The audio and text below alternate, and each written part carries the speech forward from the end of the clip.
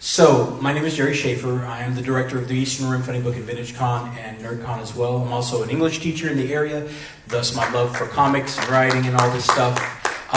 And I just want to welcome you here to the Pop Culture Power Show's presentation of Larry Hama. Let me get into it really quickly. Larry is a famed comic book writer, an artist, an editor. He's also a war veteran, a musician, an actor who's been an active creator, purveyor, and curator of pop culture importance since the 60s. Key aspects of this guy's beautiful life and interconnectedness with all this stuff that we do is that he's been on TV shows like MASH in several roles. He's yucked it up with the primetime players, or not ready for primetime players of Saturday Night Live. Not to mention he was in a Broadway play with called Southern Pacific Overtures by some guy named Stephen Sondheim, whoever that is. And just so you know, he played the role of the South, the Lord of the South, as well he should be. Probably the Lord of the South, things might be better. And of course, in this context, we're going to look at how he's connected the long-standing and towering achievement in comics and pop culture that led to the iconic G.I. Joe cartoon, which captured the cultural zeitgeist or the spirit of the age in large part. Larry's beautiful and beneficent hand has led so many things, and I just want to say, ladies and gentlemen, folks, I have the honor and the pleasure to present to you Larry Hama. Give him a nice round of applause. Thank you. My pleasure. All right, Larry, to begin with, why don't you tell us the story of how G.I. Joe came to be in your hands, to reside in your faithful and beautiful hands? How did that work? Is this live? Yes, sir. Okay. Well, I was a full editor at Marvel, and I'd been there, I think, about a year or two, running Crazy magazine, which was Marvel's version of Mad, which I was very happy to do. It was one of my dream jobs. You know. But I've been trying to get freelance writing work from Marvel, and every editor turned me down. They said, well, you know, you're an artist, you know, you don't write. And I was just desperate to get writing work, but nobody would give me any. So I was able to go to Jim Shooter, the editor-in-chief, and I was able to prove to him that I'd gone to every editor at Marvel and nobody would give me writing work.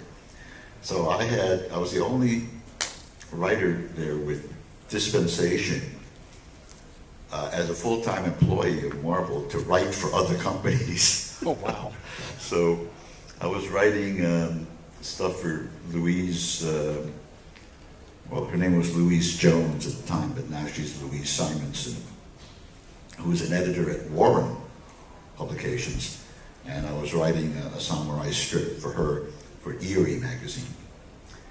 And that was the only writing work I was getting.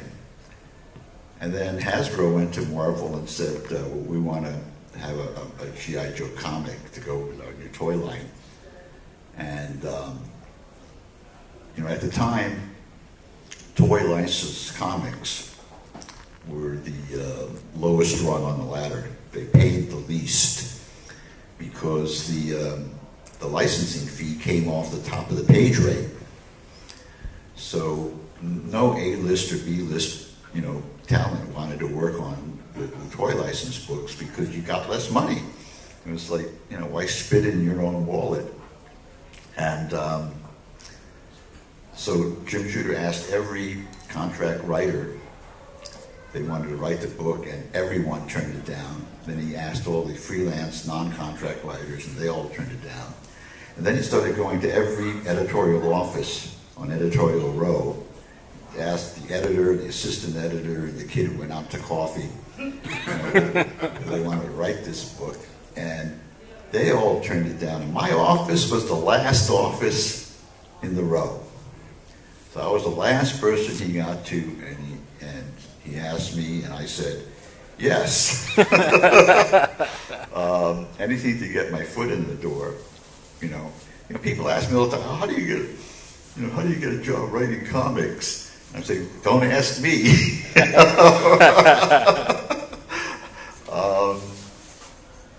You know, it was so difficult for me to get any writing work. So I took on the book. I had really didn't have a lot of interest in writing a military comic. I originally got into comics because I wanted to do funny animals. I was a big fan of Carl Barks. But by the time I was trying to get into comics, there was nobody was buying funny animals. So I think the first comic I did for Marvel was Iron Fist. So I took on G.I. Joe. Nobody else wanted to do it.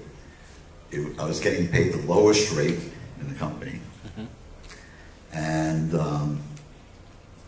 within a year, less than a year, it was the #1 selling book in the country. And coincidentally, at the same time, they instituted paying royalties. And the book was selling huge numbers, and all of a sudden, all these people that couldn't be bothered doing a toy license book, wanted to work on toy books. Because Transformers did just as well, So it was an interesting time, and a time of real sort of change. Because, what happened was that Hasbro paid for 4 animated commercials for the comic. And nobody had ever advertised a comic book on TV before. But the trick was, that a real genius at Hasbro named Bob Prupis figured out that, there were network rules at the time that if you have an animated show that's based on a toy, you could only have something like 7 or 8 seconds of animation in that commercial. And the rest of the commercial, you had to actually physically show the actual crappy toy. So you couldn't fool the kids by having this slam bang, fully animated commercial. And Bob Prupis figured out that, those network rules did not supersede the First Amendment of the United States Constitution. that if you have an advertisement for a publication, you can't censor it in any way. And he said, so he's the one that said to Hasbro, let's go get a Marvel comic made and we'll advertise the comic. We'll pay for, a full 1-minute slam bang action-packed animated commercial. And just by chance, that animated commercial for the comic book will have all the toys that we want to sell in it. It was a genius move. So, but they had me design the covers for the 4 comics because they had to be, drawn way in advance because they had the lead time on producing the animation. So that led to another sort of innovation where, usually the covers for comics were designed after the comic was drawn, and you showed the insides to, the cover artist, and he, made a cover to match the insides. So I had to do the opposite. I had to create this slam bang scene that had all the elements that Hasbro wanted in it. And then later on, I had to write a whole story that fulfilled that cover. Right. Even, if it was totally wild, stuff going on. And that led to a whole different sea change in comics and comics distribution, because all of a sudden you had millions of kids coming into comic shops who had never gone into a comic shop before, because that was the only place you could get the G.I. Joe comic. And while they were there, the comic store owners would go, hey, we got the X-Men too, we got, Batman. And so this whole generation of kids that would have never gone into a comic shop, got exposed to all this stuff. And I don't know how many people have come up to me and said, I wasn't really interested in comics, and then I wanted to get a G.I. Joe, so I went to the comic shop, and then, I saw all the other stuff, and that's what started it all. So, you never know, what one little thing will lead to. Anyway, That was a long answer. No, it's a good answer. So, ladies and gentlemen, the savior of comics right here, Larry Hama. All right, there you go. So I have a small litany of some craft questions for you. In terms of construction of the characters that we all love so dearly, how did you go about giving them breadth, depth, and life? Also, were they based on the real people that you knew? Almost all of them are based on real people that I know. The reason for that was that, I had no training as a writer, and didn't know. I've never written an outline in my life, and I knew that, okay, there's 10 G.I. Joes and a bunch of Cobras to start with. I mean, that's like 15 characters. That's more than they have in the Avengers. Yeah. And everybody that drew the Avengers would always complain. Oh man, there's so many characters, and you got to keep. It's really difficult to keep track of what the costumes look like. It's constant research. And I thought, well, if it's that hard, I ought to try to make it easier on myself. Because I said, well, if it goes to a second year, there are going to be another 10 characters. So I created what I call dossiers, which were sort of like, a 201 file. Anybody? It's your personnel file. And, I had, all the pertinent information about training and all that stuff, and then background information. And then I had like a page of psychological profile written by like an Army shrink. And then I had another page of peer assessment profile written by another Joe in that Joe's voice. So all this put together really sort of solidified the characters. Plus, I based the basic character on people I knew, because that way I knew that I couldn't go astray with the character. Lots of times you see different writers take on a character, and it gets lost. There's only like 3 or 4 comic book characters that I can think of that like anybody can write it, and they all stay the same. It's like Wolverine and Batman. Yeah. I mean, you can't. It's very hard to mess them up. It's very hard to go off the track with them because everyone knows everything there is about them. So that's how I figured I'd keep it on track. Because if I based a character on my cousin Randy, I know if I got to page 5 and he says something and it sounds off, I go, no, that's not how Randy would say it. So I have a reference point to work from. Awesome. Well, since you skipped my next question to the following one, let's go ahead and go there. In terms of those artifacts, those omnipresent Joe files, I know collectors who assemble these treasured items, and to the exclusion of all other G.I. Joe things.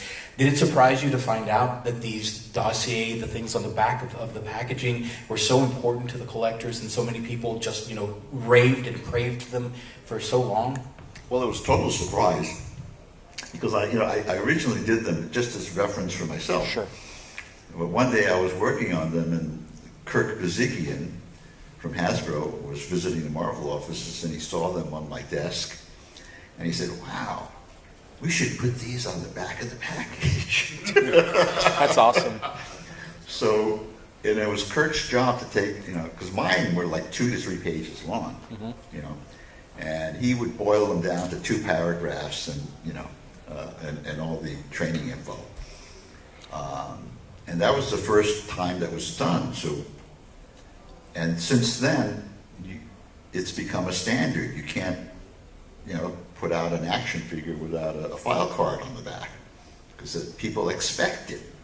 But up until then, it was just, a guy in a costume.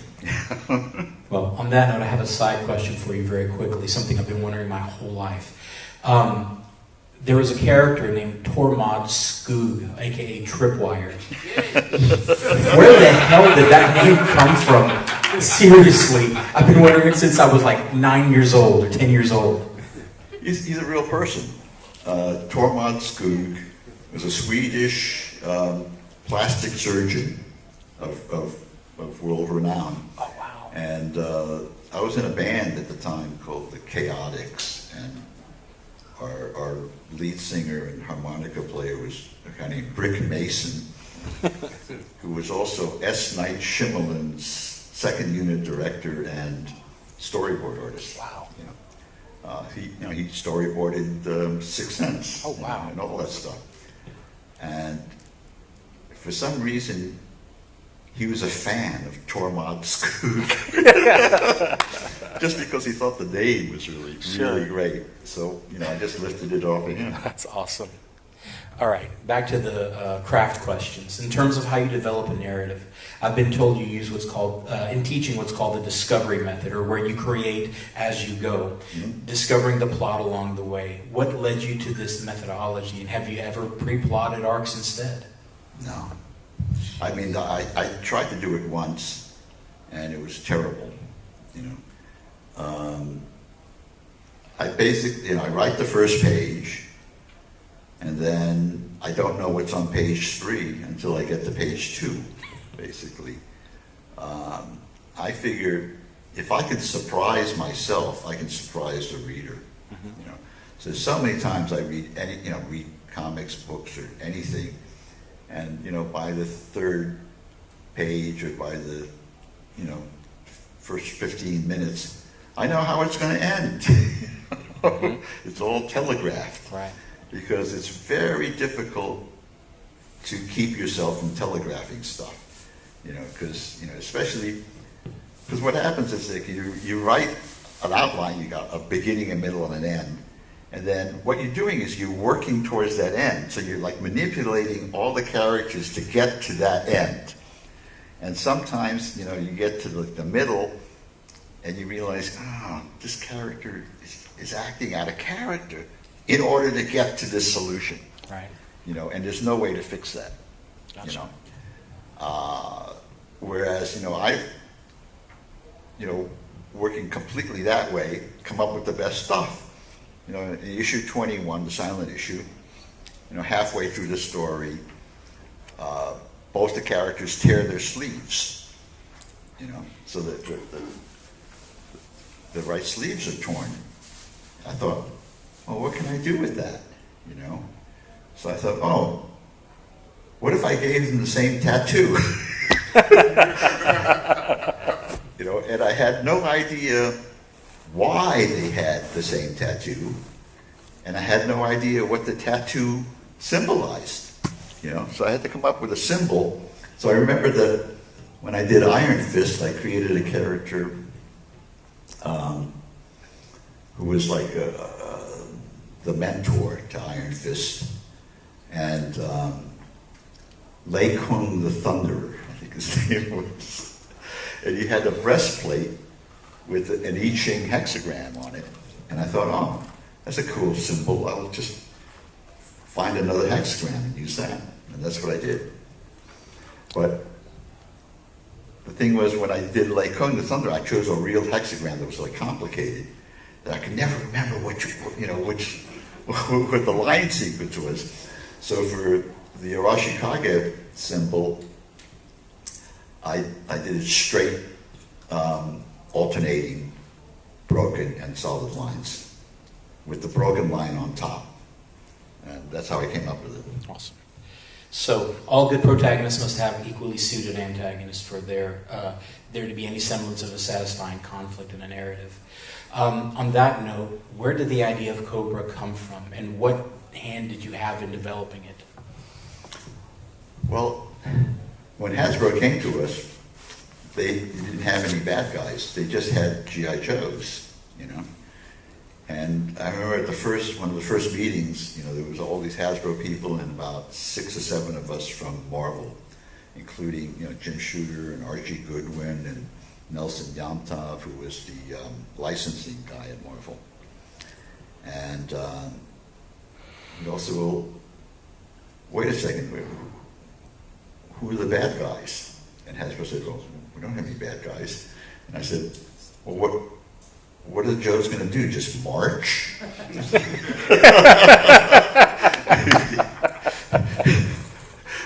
And, we never thought of that, So Archie Goodwin piped up and he said, well, Marvel has Hydra, which battles, S.H.I.E.L.D., and they're like a paramilitary, semi-fascist organization, a terrorist organization. What if we came up with something similar and, like they're fascist terrorists or whatever, and we'll call them something like Cobra. And he said that off the top of his head, and everybody at Hasbro went, oh, great. There was no argument, nothing going, oh, maybe it should be, bandicoots or something. But everybody was instantly happy with Cobra, and so the Hasbro people went back to Pawtucket and came up with Cobra Commander and the first Viper, and but no female Cobras. And when I went to write the first issue, I realized that none of the Cobra characters had faces. They were completely covered. And, it's very hard to have dramaturgy, like drama, without agents of expression. If you don't see people smiling or grimacing or, looking angry, the storytelling is sort of dead. Mm-hmm. So I said, oh, I got to come up with a Cobra character that doesn't have a mask. So I got together with Herb Trimpe, and I said, well, look, I got to come up with a Cobra character that's a foil that, Cobra Commander can talk to, and we see an expression on this person's face. I said, so let's make that character a babe. Let's make her some, hot girl, and let's put her in an all black leather outfit. Just for grins, right? Sure. So that's how we came up with the Baroness. And mm-hmm. She's in the first issue, and she's the foil. Mm-hmm. And Hasbro was so enamored of her that they came out with the figure almost right away. Mm-hmm. But it was I think it was a mail-away item at the time, because they were very reluctant to do female figures at first, because their thinking was, no 11-year-old boy would want to pay money for a female action figure, because technically that would be a doll. And no 11-year-old boy wants to be caught dead buying a doll, But I said, hey, if you make her really hot, those 11-year-old boys are going to still want it, And they were right. They originally didn't even want to do Scarlet. That was a hard-won argument. Well, on the note that you mentioned, among the amazing artists with whom you worked, which one had a kinship with you in terms of creating the visuals for G.I. Joe? Well, there's so many. I can't really. Well, why don't you, since you mentioned Trimpe, why don't you tell us about him?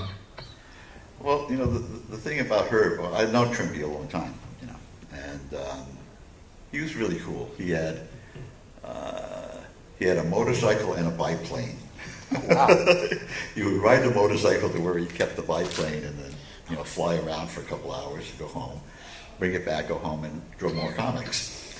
He had a Stearman biplane.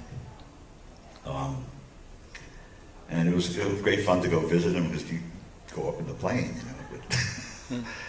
and he loved airplanes. So I knew that, if I stuck an airplane into the story, he'd just go bananas. And a very sweet guy, and a terrific artist, a very underrated artist. Agreed. In my opinion. Agreed. Michael Golden, who did the yearbooks, I think he was a major influence to a lot of the other artists who work on it. Mm-hmm. And he was amazing that he could see something, once, and then could draw it 5 years later. Wow. And we're not talking about simple things. We're talking about, a quad 50 caliber mount which is like an incredibly intricate maze of pipes and knobs and things. And, you know, he could draw it from memory. You know, he could draw a 1945 Harley Davidson, you know, completely from memory, and the amount of cooling fins was correct, you know, and everything about it was right, you know.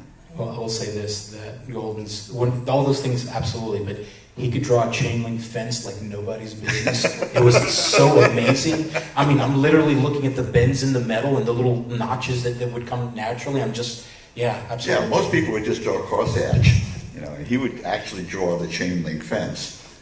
He also did one of the most amazing Ghost Rider covers ever. It was like a down shot of Ghost Rider riding his motorcycle above Manhattan at night, and it was shot through a fisheye lens. And everything distorted perfectly. It was, and he did it completely from out of his head. Yeah. Well, I was going to ask one more question for me, and then it's going to be audience participation here in just a second, guys. So my final question of the day is this. Which Joe did you invest the most in terms of creation, and which one of them had most of your DNA in it? Oh, that's hard to say. I think it's a toss-up between Snake Eyes and Storm Shadow. They're the opposite ends of the coin, you know, in a way. So, just one last little touch on that. Where did Snake Eyes come from? Where did he grow his mind evolve into this massive thing that he is now? Well, he's vaguely based on a guy I knew who was a door gunner in the 1st Air Cav, Sergeant Bob Light, who could talk, but rarely did. And he was one of these guys, when he walked in the room, everybody shut up. He had a sort of an aura about him of like, undiluted badassery. Right. You know. Heavy energy. Yeah. All right. Well, guys, if you have questions, go ahead and come on down. We have a microphone right here. Whoever wants to go first, go ahead, guys. There you go. So I read in a book somewhere that you did not like doing Sergeant Slaughter, but when issue 48 came out, I think you knocked him out of the ballpark. Why didn't you like it? Well, I wasn't crazy about doing, figures that were, brought in just for commercial purposes, But, then I met Sergeant Slaughter, and it was okay. He's a terrific guy, Yeah. And I've known him for a long time now, and we get along really good. Speaking of Sergeant Slaughter, I got a chance to meet him at Comic Palooza this past summer, and that's when I learned there was a G.I. Joe Hall of Fame, and I hope that you are in the G.I. Joe Hall of Fame, and if you are not, what mountains do we need to move to make sure that you're included in that recognition? I didn't even know there was one. Okay, we need to take up a collection right now. We need to get Larry Hama to the G.I. Joe Hall of Fame. I'm just saying. Hi, are there any characters that you created that you wish you could go back and change, or are you satisfied with everything that you've made? Well, I take a page from Neil Adams on that. You just got to learn to love whatever you do. No, once I've got the character down, I'm loath to go back and mess with it. Because it's not just my character. Then it's also imprinted in the minds of lots of readers. Right. So why should I be messing with their heads? You were constrained by a toy line that would come out with the new season. And so you were constrained by a toy line that would come out, with the new season. So you'd constantly have to change up the story to fit a new product. And I'm just curious if a new toy line would come out and you'd have to kind of change your story arc or fit fit a new narrative, or ever felt like you were in a corner and pulled off a hat trick that you felt especially proud of? I never felt constrained. I always thought, I was also, it's hard to come up with new stuff. So if somebody's going to come up with it for you, hey, thank you. And even if it's difficult, it's going to make it better. So, Is there something they were the most resistant that you wanted to do? And is there something they wanted you to do you were very resistant against doing? Well, yeah, I was really totally against them killing off Cobra Commander. And they said, "Oh, we're going to kill off Cobra Commander in the comics because he gets killed in this movie, animated movie." And I said, "You're nuts." It's like, the readers loved Cobra Commander, and they insisted. So, he died in the comic, and we got hundreds and hundreds of letters from kids saying they would never buy the comic book again because, you killed off Cobra Commander. So I campaigned for like 6 months. I said, look, we got to bring him back, and,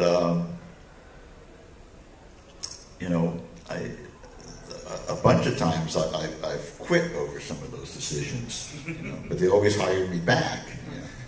It was my way of getting a raise. They originally wanted, because of the Ewoks, Hasbro wanted to have, these fuzzy teddy bear characters, and they wanted to call them the Dreadnoks. And I said, you don't want your good guys to be going around shooting these cute teddy bears. Can we make them something else? Maybe some disgusting Australian bikers.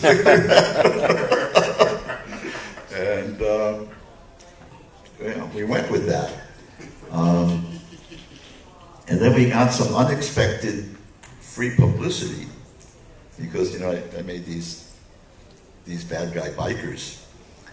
And at that time, I think, what's his face? Jay Leno was doing the Tonight Show. And Jay Leno, I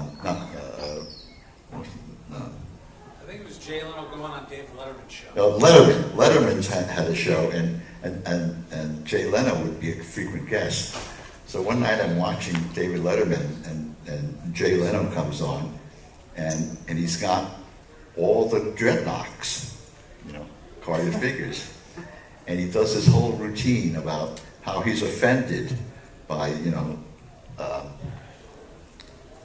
this portrayal of bikers as as stupid Australians. And his entire routine for that guest shot was reading the dossiers on the back of the Dreadnoks. And they got a lot of laughs, right? So, and later on I was told by, the Hasbro guys that the Hasbro salespeople who had to go out and sell the product to toy stores. They would go to KB's or Toys R Us and say, "Oh, this is a new product," and blah blah blah. Their sales approach to all these toy stores was just to read the dossiers to the salespeople, and that's what sold the toys, because the file cards, a kid could read them and take them absolutely seriously. An adult could read them and get a laugh, And I forgot where the question went. I think you answered it. Okay. We have time for one more question. One more question. Go ahead. I was going to ask if if there's any hints or tricks in the code names that much of the fandom has missed. I was a fan of the October Guard already, and then 20 years later I took Russian, and I finally understood why Horror Show was such this jovial, happy person, because it's Horror Show. Yeah. Yeah, and you know, the October Guard itself is, you know, the October Revolution. You know, you know, there's a lot of stuff like that built into it. Okay, go ahead. Yeah, go ahead. We have time. Go ahead. Why the big difference, maybe, I don't know, between Cobra Commander's origin in the comics and the cartoon show? Well, I can't answer that question because I've never seen the cartoon show. You know, to me, I tried to keep these universes completely separate. You know, in the cartoon show, like, you know, Duke, you know, and Scarlet are getting it on, and like that doesn't happen in my universe. All right, guys. Well, once again, ladies and gentlemen, the legend, the industry standard, the guy who saved comics, Larry Hama. Please give him a round of applause. Thank you very much.